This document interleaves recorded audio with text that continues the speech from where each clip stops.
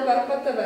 Spalio 25 Klaipėdos Varpo gimnazistai, gimnazijos pirmokai tapo pilnateisiais gimnazijos mokiniais. Tad pakalbėkime su pirmos E klasės auklėtoja Virginija Kubilienė.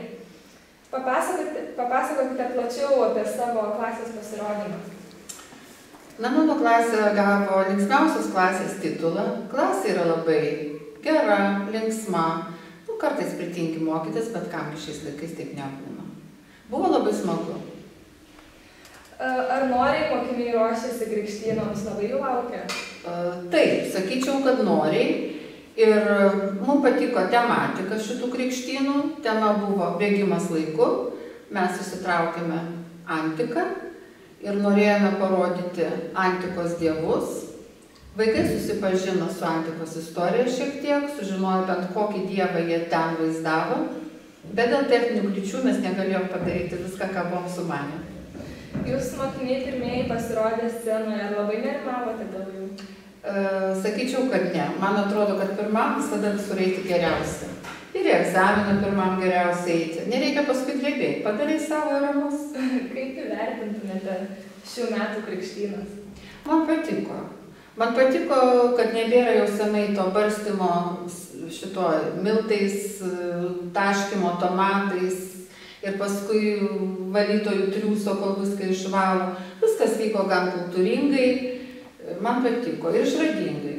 Taip, iš tiesų ten labai daug būna bėdų su to. Taip. O kaip jaučiatės, kai jūsų padarai jau tapo pilnateisiais mokyklos mokiniais?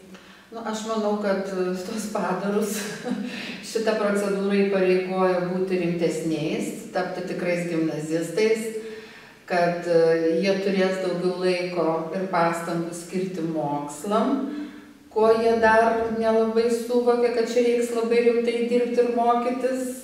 Tai aš manau, kad šitas renginys kaip tik paskatino juos tam. Malonu žinot. Ačiū už interviu ir už kažką. Spalio 25-ąją Klaipėdos Varpo gimnazijoje vyko krikštynos. Pagaliau mokyklos mažiausiai tapo pilnateisiais gimnazijos gimnazistais. Krikštynų tema – epochos. Jos prasidėjo nuo nuotraukų, nes šie padarai visą laiką dar buvo stebimi. Tuo metu buvo daug juoko, įdomu pasižiūrėti į save iš šalies. Nuo vėliau visos klasės turėjo galimybę prisistatyti.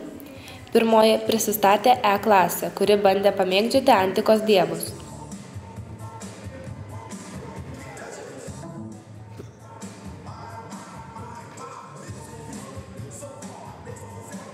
B klasė šoko viduramžių šokį, o šokio gale žiūrovus nustebino degančių fakelų liepsna.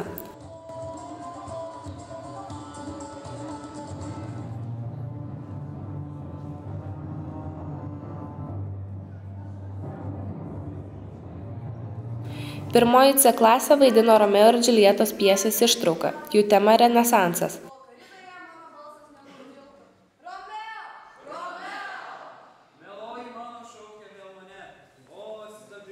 Padarai iš D klasės turėjo temą klasicizmas. Taigi, grojant Bacho muzikai, skulptoriai statė statulas iš klasės draugų.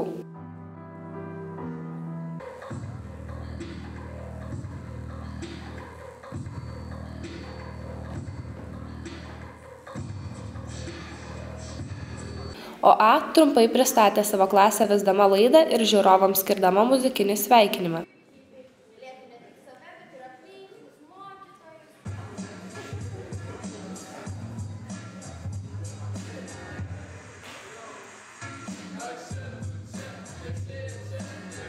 Taip pat mokiniai parodė puikius savo improvizacijos gebėjimus, kai per porą minučių reikėjo sukurti Švieski man vėl klipą.